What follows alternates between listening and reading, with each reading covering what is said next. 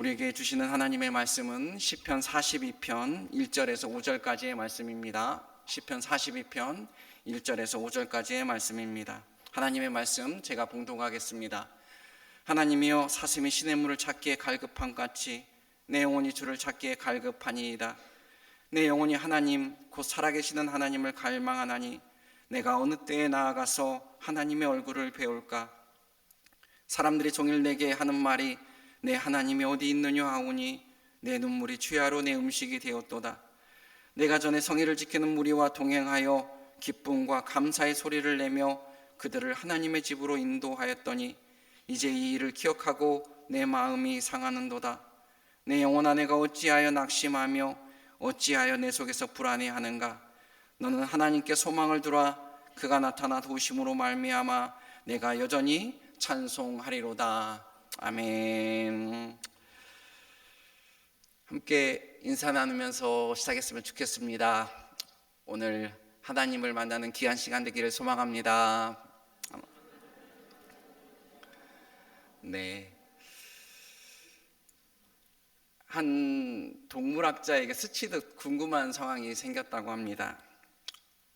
어떻게 하면 목마르지 않는 동물에게 물을 마시게 할 수 있을까라는 궁금증 하나가 얼핏 스쳐갔다는 것이죠. 어떻게 보면 참 부질없는 궁금증이다라고 생각할 수 있을 텐데요. 동물학자라서 그랬을까요? 그래서 한 동물을 데리고 그렇게 어떤 방법을 써볼까 연구를 하기 시작했다고 합니다. 다름 아닌 나귀를 하나 데리고 와서 목마르지 않는데도 물을 마실 수 있는 방법을 찾았다는 것이죠. 여러분은 목마르지 않는 이 나귀에게 어떻게 하면 물을 마실 수 있게 할 수 있겠습니까? 네, 아마도 다양한 것들이 스쳐 지나갈 텐데요. 의외로 이 동물학자는 간단하고 쉬운 방법을 생각해냈더라는 것이죠. 여러분이 생각하는 혹시 몽둥이 하나를 들고 때리면서 먹게 하는 그런 방법은 아니었습니다. 나귀도 순하지만 고집 있는 게 나귀라고 하더라고요. 때려서 될 것은 아닐 것 같고, 그렇다면 이 동물학자가 찾은 방법은 무엇이었을까요? 바로 목이 말라 고달퍼하는 하루 종일 물을 먹지 못한 나귀 한 마리를 구했다는 것이죠. 그리고 목이 마르지 않는 나귀 옆에 두었다는 것입니다. 그리고 물 한 동이를 꺼내서 그 목마른 나귀에게 주었더니 그 목마른 나귀는 그 물을 보며 어떻게 마셨을까요? 심한 갈증을 느꼈으니 헐레벌떡 너무나 세상에 가장 맛있는 음식인 양 그렇게 물을 마시기 시작했겠죠. 그것을 물끄러미 바라보던 목마르지 않는 나귀는 어느 순간 슬금슬금 다가오더니 그 양동이에 같이 얼굴을 맞대고 물을 먹기 시작했다는 것입니다. 한 사람의 그 모습을 통해서 또 한 사람이 변화되는 이런 이야기와 비슷한 것이죠. 오늘 우리도 이 기도의 시간에 참석을 했습니다. 각자의 기도 제목이 있고 간절한 소망이 있어서 하나님 앞에 타는 목마름으로 부르는 이 시간, 여러분들은 어떻게 주님이 주시는 생수를 마실 수 있겠습니까? 오늘 이 비유처럼 갈증과 목마름으로 하나님 앞에 간절히 찾을 때 하나님께서 우리에게 그 목마름을 해결해 주실 수 있는 마르지 않는 생수를 주실 줄 믿습니다. 여러분들이 기도할 때 간절히 찾는 자 되기를 원합니다. 옆에 있는 사람의 간절함 때문에 마지못해서 기도하는 것이 아니라 진짜 타는 목마름으로, 타는 갈급함으로 하나님을 부르짖을 때 바로 우리에게 하나님께서 응답해 주실 줄 믿습니다. 그러한 목마름과 갈증이 오늘 우리에게 있기를 소망합니다. 오늘 이 목마름과 갈증을 느끼는 한 사람이 있었습니다. 이 사람은 이렇게 기도합니다. 하나님이여, 사슴이 시냇물을 찾기에 갈급한 같이 내 영혼이 주를 찾기에 갈급하나이다. 아멘. 이 구절이 포함된 시편은 우리에게 너무나 익숙합니다. 그래서 이 시편의 특징은 우리에게 너무나 익숙하다는 특징을 가지고 있습니다. 그런데 또 하나의 특징 하나가 더 있죠. 바로 반복되는 구절이 있어 더 쉽다라는 것입니다. 오늘 우리가 읽었던 5절은 뒤에 11절에 똑같이 한번 반복되어 있습니다. 성경에서 반복되어 있다는 것은 그것이 중요하다는 것이고, 더 나아가 그것이 곧 이 시인이 말하고자 하는 주제라는 것이지요. 그렇다면 그 주제가 무엇일까요? 오늘 5절의 말씀을 우리 같이 한번 다시 읽어보도록 하겠습니다. 같이 읽겠습니다. 내 영혼아, 내가 어찌하여 낙심하며 어찌하여 내 속에서 불안해하는가? 너는 하나님께 소망을 두라. 그가 나타나 도우심으로 말미암아 내가 여전히 찬송하리로다. 아멘. 내 영혼아, 내가 어찌하여 낙심하며 어찌하여 내 속에서 불안해하는가? 지금 시인이 처해 있는 마음입니다. 이 마음처럼 사실 우리 이 땅에 사는 우리들 또한 연약하고 불안한 존재입니다. 그래서 두려운 일이 생기고 어려운 일이 생길 때 이 마음은 요동치기 시작합니다. 그러나 그 두려움 속에서 그때 우리는 가만히 있어서는 안 된다는 것이죠. 그때 우리는 하나님을 더 찾아야 하는 것입니다. 그때 하나님을 더욱더 간절하게 찾아야 하는 것입니다. 하지만 우리가 그렇게 하나님을 찾는다 하면서도 어느 순간 우리의 일상 속에서 점점 하나님 앞에 멀어져 가는 때가 있다라는 것이죠. 자신도 모르게 하나님으로부터 멀어진 때가 있다라는 것입니다. 오늘 바로 이러한 상황이 오늘 시인에게 처해진 상황입니다. 자신도 모르게 하나님으로부터 너무 멀리져서 하나님을 찾아 나서야 하는 상황에 있는 것입니다. 이러한 상황을 오늘 시인은 한 동물을 비유해서 이야기합니다. 사슴이라는 동물이 말이죠. 사슴은 평소에 항상 물 가까이 산다고 합니다. 그래서 언제든지 이 갈급함을 해결하기 위해서 그 근처를 배회하는 동물이 사슴이라는 것이죠. 그런데 이 사슴이 멀리 떠나는 때가 있습니다. 바로 짝짓기의 시간이 찾아올 때입니다. 그러고 그 시간이 되면 숫사슴은 암사슴을 찾아 자기가 머무는 그 시냇물가를 떠나서 더 멀리 떠나갔다라는 것이죠. 그 암컷을 찾아 떠나는 그 순간이 길어지다 보면 이제 자기의 바운더리를 넘어 경계를 넘어 너무나 멀리 가게 된다라는 것입니다. 어느 순간 멀리 와 있는 자신을 찾으며 목마름을 느끼게 됩니다. 이제 그 목마름을 해결해야 할 시냇물을 찾지만 너무 멀리 왔기에 주변을 보아도 시냇물이 없는 것이지요. 그렇게 광야의 가운데서 시냇물을 찾다가 그렇게 사슴은 죽어간다라는 것입니다.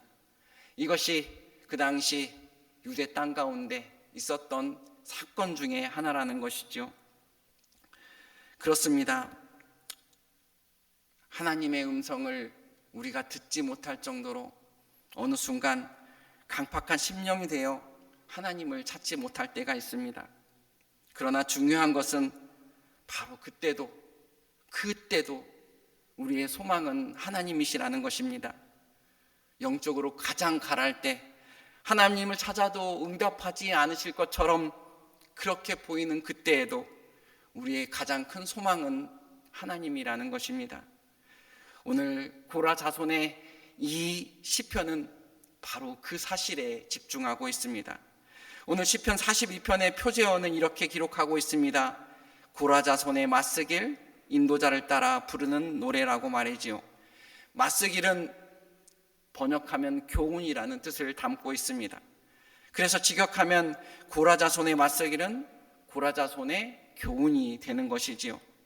사실 고라라는 이 이름은 결코 유쾌한 말이 아닙니다. 오히려 저주받은 이름의 대명사로 불려진 말입니다. 왜냐하면 이스라엘 백성들이 출애굽을 하여 광야를 거쳐갈 때 그 출애굽을 이끌어가던 지도자 모세에게 반기를 든 세력이 있었습니다. 그 중에 대표자가 고라였고 그리고 주동자의 인물이었습니다. 그래서 하나님께서는 그 고라와 그 동조자들을 심판하십니다. 그 심판의 내용에 보면 땅이 입을 벌려 그들을 삼키고 땅이 다시 닫혔다라고 성경은 기록하고 있습니다. 하지만 하나님의 분노 가운데서도 하나님은 분노로 채우지 않으십니다. 그곳에 하나님의 긍휼과 하나님의 자비가 있었다는 것이지요. 고라는 그렇게 되었지만 하나님은 고라의 자식들은 건들지 않으셨습니다. 그렇게 그들은 살아남았고 다시 후대를 이어갑니다.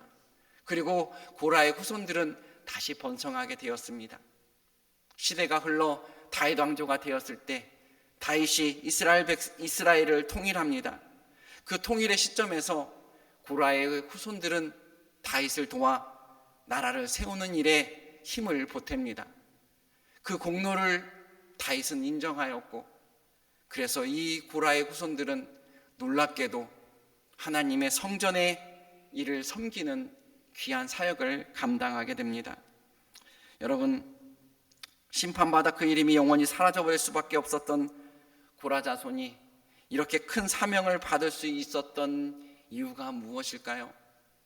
오늘 시편의 기자는 말합니다. 갈급함으로 하나님을 찾았기 때문이라고 말이죠. 이미 끝났고 이미 막 내렸다고 세상은 말을 합니다. 하나님이 어디 있냐고 조롱합니다. 오늘 3절의 말씀은 이렇게 기록하고 있습니다. 사람들이 종일 내게 하는 말이 내 하나님이 어디 있느냐 하오니 내 눈물이 주야로 내 음식이 되었도다.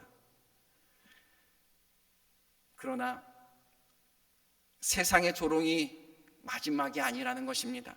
세상의 말이 결코 끝이 아니라는 것입니다. 그곳에 하나님의 긍휼이 있고 하나님의 자비하심이 있으면 그곳이, 그 시점이 바로 또 다른 시작이 된다는 것이죠. 그래서 땅이 입을 벌려 그들을 삼키고 다시 닫혀버렸던 그 절망의 순간에 고라 자손은 하나님의 자비하심의 은혜를 입어 구원받게 되었습니다. 그리고 더 나아가 하나님의 성전을 지키는 큰 사명을 감당하게 되었습니다. 어떻게 보면 저주스러웠던 고라의 이름이지만 그 이름이 변하여 하나님을 찬양하는 사명의 이름이 되었다는 것이죠. 사슴이 시냇물을 찾기에 갈급하는 그 영혼의 갈망이 그들의 마음속에 있었기 때문에 이 일이 가능했던 것입니다. 여러분, 혹시 목마름 하면 떠오르는 신약의 이야기가 생각나지 않습니까? 분명히 사람이지만 유대인들이 상종하지 않은 혼혈 민족으로 태어났다는 그 이유만으로 사람이 아닌 개 취급을 받아야 됐던 한 여인이 있었습니다. 더 나아가 출생의 아픔에도 불구하고 살아가면서도 여전히 사람의 손가락질을 받는 서글픈 인생이 있었습니다. 그 목마름은 어느 누구도 어떤 것도 해결해 줄 수 없을 것처럼 보였습니다. 하지만 유대인도 외면하고 사마리아인 사회도 외면했던 이 작은 자 한 사람의 오래된 목마름을 아시는 분이 계셨습니다. 개와 같은 부정한 사마리아 출신의 남자의 사랑까지도 제대로 받아보지 못한 이 작은 여인에게 예수님께서 생수를 주겠다고 말씀하십니다. 영원히 목마르지 않고 그 속에서 영생하도록 솟아나 다시는 여기 물 길어오지 않아도 되는 생수를 주시겠다고 말씀하십니다. 이렇게 죽을 수밖에 없는 목마른 여인에게 예수님께서 찾아와 영생하도록 솟아나는 생수를 주셨습니다. 여러분, 생수를 주셨던 예수님께서는 이 말씀을 통해 우리에게 말씀하십니다. 우리에게도 오래된 목마름이 있다면, 그리고 해결되지 않는 갈급함이 있다면 예수님 외에 다른 것으로 해결될 수 없다고 말이죠. 예수님만이 이 갈급함을 해결할 수 있는 유일한 분이라 주님은 말씀하십니다. 사랑하는 성도 여러분, 우리는 누구나 저마다의 목마름이 있습니다.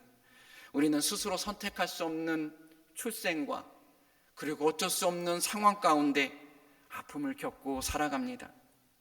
이 아픔을 잠시나마 잊고자 우리는 눈에 보이는 것으로 조금씩 찾아보지만 여전히 해결되지 않는 목마름과 갈급함이 있다라는 것이지요.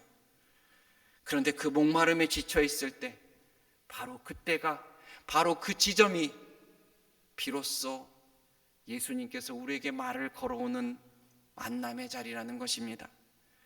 사마리아 여인은 예수님께서 말씀하시는 그 생수를 깨달았습니다. 그는 바로 영원히 목마르지 않게 하시는 예수 그리스도를 만났기 때문입니다. 그러자 그 여인은 마을을 향해 뛰어갑니다. 그 뛰어가는 모습에 대해 성경은 여자가 물동이를 버려두고 달려갔다라고 표현하고 있습니다. 그 달려가는 길걸음에 물동이는 방해가 되었기에 버려두는 것이겠죠. 버려두어도 다시 돌아오면 찾을 수 있으니까 버려두었겠죠. 그러나 더 중요한 것은 이 물동이의 물이 더 이상 그 여인에게 가치가 없었다는 것입니다. 왜 그렇습니까? 영원히 목마르지 않는 확신을 비로소 갖게 되었기 때문입니다. 이 확신이, 이러한 기대가 오늘 이 기도의 자리에서 우리에게 있기를 소망합니다.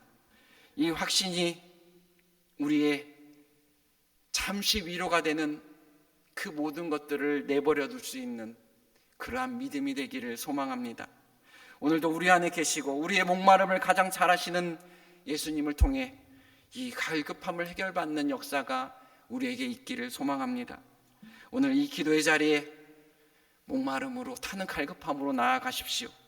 우리가 처한 내 삶의 자리가 어떠하든, 이 처한 자리가 고난의 자리이든, 또는 오늘 고라자손의 저주받는 자리라 할지라도 그거에 상관없이 하나님을 향한 갈망하는 마음으로 이 시간 부르짖을 때 영원히 목마르지 않는 놀라운 비밀을 알게 될 줄 믿습니다. 낙심과 불안 속에서도 하나님께 소망을 둔다면 우리는 하나님을 볼 것이며 그분의 도우심으로 말미암아 새 힘을 얻게 될 줄 믿습니다. 공고하십니까? 그렇다면 지금입니다. 오늘 고라자손은 우리에게 이야기합니다. 영적 갈급함을 느낄 때 그때가 가장 중요하다고. 왜냐하면 그때가 오히려 행복한 시간이 될 수 있다고 우리에게 이야기합니다. 하나님을 찾으십시오. 우리가 하나님으로부터 너무 멀어져서 하나님께 돌아갈 수 없는 지점까지 왔다 할지라도 하나님께서는 하나님을 찾는 그 백성을 결코 버리지 않으실 것입니다. 우리가 갈 수 없다면 하나님께서 다시 우리에게 오실 것입니다. 여러분, 때로는 우리는 생명을 걸고 찾아야 할 것이 우리 주님이십니다. 생명을 투자하지 않고는 때로는 진정한 생명을 얻을 수 없기 때문입니다. 나의 갈급함이 느껴질 때 그 순간을 놓치지 마시기 바랍니다. 그 갈급함을 세상의 달콤함으로 채우지 마십시오. 세상의 달콤함은 또 다른 목마름을 낳을 뿐입니다. 우리에게 필요한 것은 오늘 한 여인이 만났던, 이 고라자손이 만났던 영원히 목마르지 않는 생수일 줄 믿습니다. 그 생수는 주님의 사랑에 대한 뜨거운 만남에서 시작됩니다. 오늘 고라자손은 하나님을 배우기 위해서 간절히 목말라 하고 있습니다. 그들은 그 간절함은 그들이 누리고 있었던 왕국을 찾기 위해서가 아닙니다. 그들의 관심사는 잃어버린 왕국이 아니라 그 왕국 가운데 그 중심에 있었던 하나님의 성소였습니다. 그곳에서 성을 지키는 그 무리와 함께 다시 하나님을 찬송하고 주님 한 분만으로 기뻐해야 했던 그 기쁨을 간절히 찾고자 했던 것입니다. 이 감격과 기쁨에 대한 갈급함이 바로 그들이 울부짖는 이유가 되었고 목 놓아 부르짖는 눈물이 되었던 것입니다. 여러분, 여러분의 마음속을 들여다보십시오. 우리의 가장 깊은 곳에서 하나님을 향해 갈급해하고 있는 그 모습을 발견하기를 소망합니다. 우리가 하나님이 없다면 우리는 또 목마르고 또 갈급할 뿐입니다. 지금 하나님을 향해 갈급함이 계십니까? 그렇다면 더 갈급하십시오. 더 목말라 하십시오. 하나님을 향한 큰 갈급함으로 우리 안에 하나님이 채워줄 수 있도록 우리 안에 하나님의 자리를 만들어 놓으십시오. 그리고 오늘 하나님 앞에 간절히 부르짖을 때 하나님께서 그 자리에 찾아와 주실 것입니다. 그리고 임재해 주실 것입니다. 그리고 말씀해 주실 것입니다. 오늘 고라자손이 만났던, 그리고 한 여인이 만났던 이 놀라운 비밀을 깨닫는 은혜를 우리에게 허락해 주실 줄 믿습니다. 오늘도 간절히 부르짖는 자에게 주신다 하신 그 말씀이 우리의 삶의 오늘 기도의 자리에 확신에 찬 믿음이 되기를 소망합니다. 기도하겠습니다.